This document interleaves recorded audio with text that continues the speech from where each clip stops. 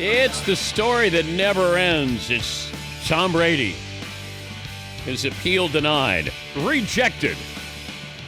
Mike Florio from Pro Football Talk, kind enough to join us.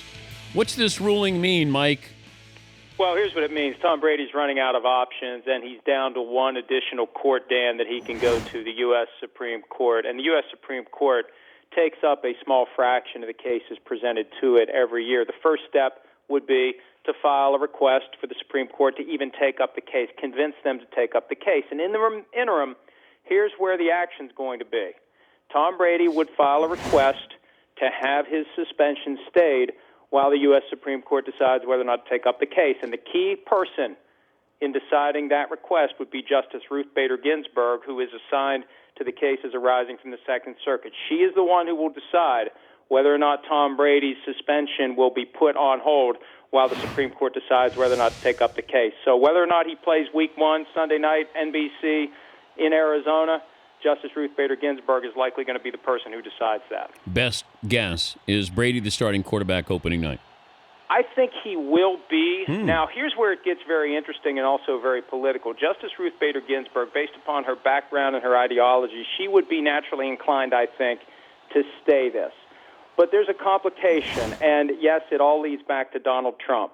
Tom Brady is a self-professed friend of Donald Trump, and earlier this week, Justice Ginsburg just flat-out lambasted Trump, calling him a faker and all sorts of other things. And those political elements can work their way into cases where they shouldn't. And I'm very interested to see whether and to what extent Brady's friendship of Trump actually hurts him in front of Justice Ginsburg. Wow. Taken it to another level there, Mike. Well, but we all know that what meets the eye is rarely what makes the decisions, and there's always stuff happening behind the scenes. And with Trump out there and Brady making it clear that he and Trump are friends, and Ginsburg making it clear that she has no regard for Trump, how can that not be an issue at some level in this case? Another quarterback, Ryan Fitzpatrick, on the outside looking in.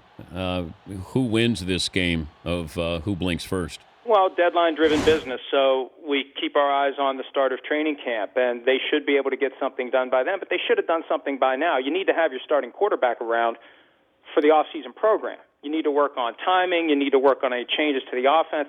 And, the Jets have been very stubborn about what they're going to pay Fitzpatrick because no one else is willing to pay him anything close to that. Well, the fact that no one else wants him doesn't change the fact that the Jets need him.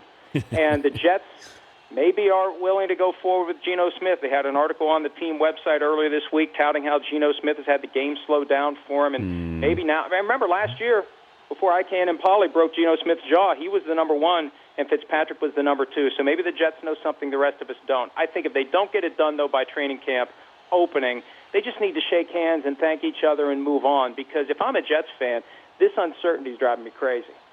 Thank you, Mike. All right, buddy. That's Mike Florio, ProFootballTalk.com. The Dan Patrick Show, weekday mornings on Audience.